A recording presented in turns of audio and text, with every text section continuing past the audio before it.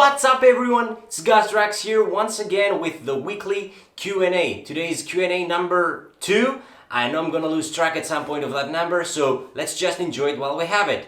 Without any further ado, your questions, my answers. Or is your my answers? What is that? Anyway, your questions, my answers. Yeah. Daniel Andrade 5 asks, do you like 80s hair metal? Yes, I actually love 80s hair metal, and I generally love 80s for their music, not only the 80s, you know, I'm not just an 80s guy, I love 90s, 2000s and everything. I find great music in every decade, but yeah, I really like hair metal. I like bands like Taikedo, Firehouse, TNT. I love Extreme, even though they're not exactly the typical, hair metal band, and Nuno's excellent guitar playing. So yeah, generally love hair metal. I'm sure I'm forgetting a lot of bands that I actually like, but those are the first ones that pop in my head. So yeah, next question comes from Mitsus Schuldiner. Can you share with us your current recording setup? Mitsu, you can already find my recording setup on the description box. I write it every time on the videos. Read that description box. Next question, thank you. Next one comes from George MKR. It's in Greek, so I'm going to translate it for you. Do you have any good advice for correct or right bends and any book for music theory? Yes, I do. I intend to actually do a video for bends and vibrato in general at some point, so that I can get into more detail.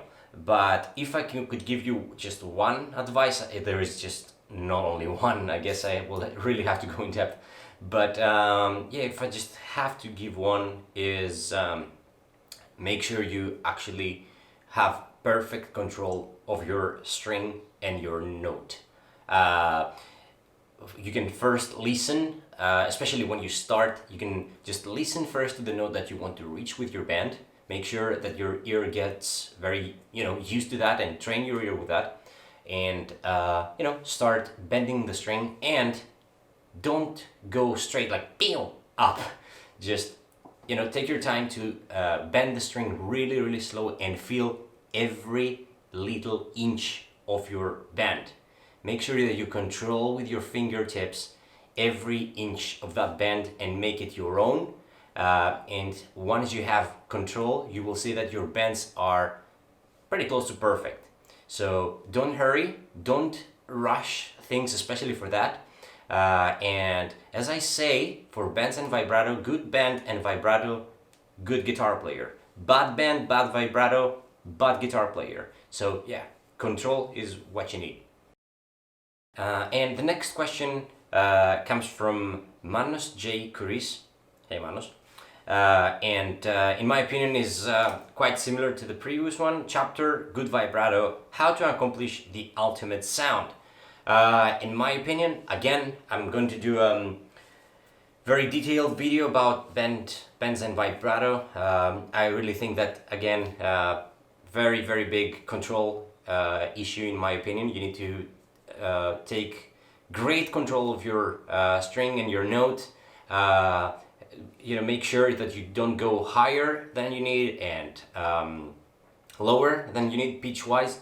And the speed. Guys, the speed of the vibrato, come on, stop doing fast vibrato. It's not white vibrato. You're killing me. Really take care of that speed of the vibrato. Make sure you start very slow, and again, control the freaking note. And don't go too fast, because it makes it sound like sheep, like a mosquito, and animals like that. We don't want that. We don't want our vibrato to sound like mosquitoes or sheep. So take control and do vibrato great. Detailed video comes for that. Okay, the next question is from Mike873 and is about the passing of Alexi Laiho. Well, first of all, I would like to express my sincere condolences to Alexi's family and friends. I think that he passed away way too young, and his fans around the world are going to miss him for sure. I think he had way more to give to the world, of music and the guitar, and I think that the metal community and the guitar community are going to miss him dearly. I never got a chance to meet with Alexi in real life. We were at the same venue once, but he came as a visitor. We were touring with Suicidal Angels and we were supporting Satyricon. And he was there, but we didn't get a chance to meet, unfortunately, which is something that I really regret. Like I said, my sincere condolences to his family and friends, and that will be all. It's something very sad for sure. Alright, next question comes from Sobonis G. Sorry if I'm pronouncing your name wrong. And it's once again in Greek, so I'm going to translate it for all of you.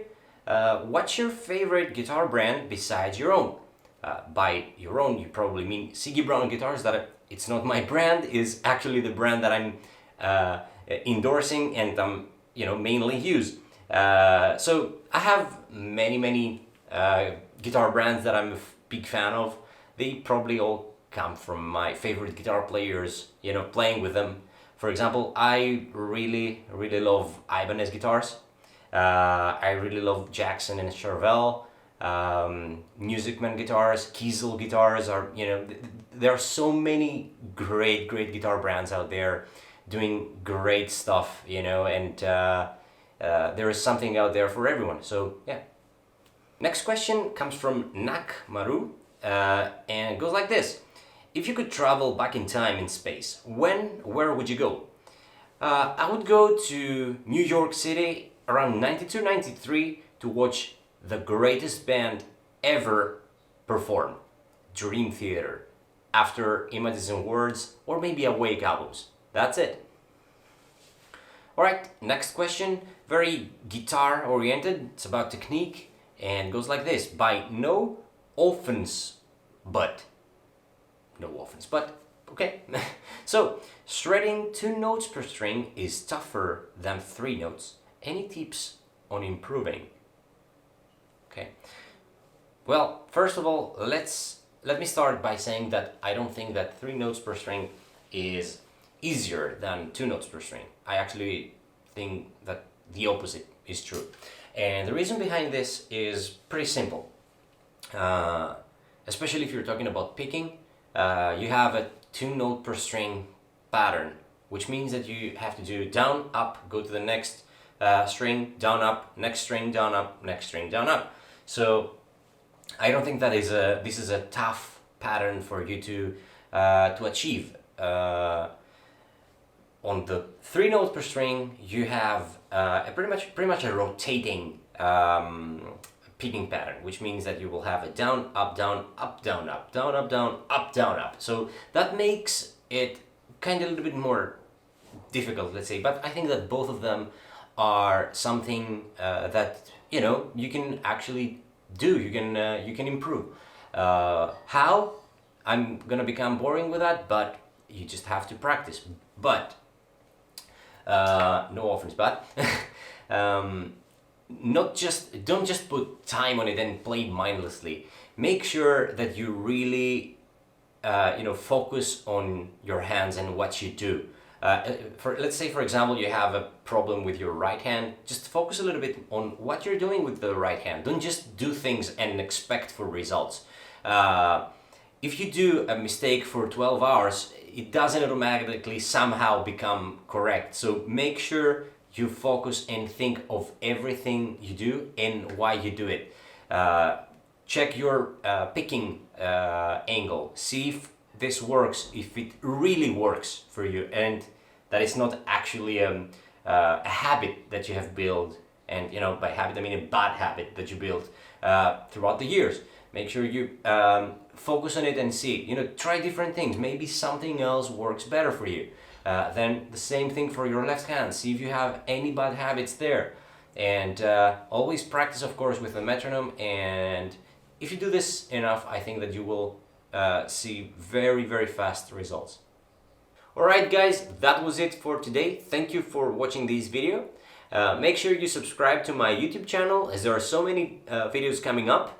And if you want your questions to be featured in one of these videos, make sure to write them down below in the comment section, and also make sure to follow me on Instagram, as I always ask you for your questions before shooting those videos. Alright, until next time, take care and stay safe.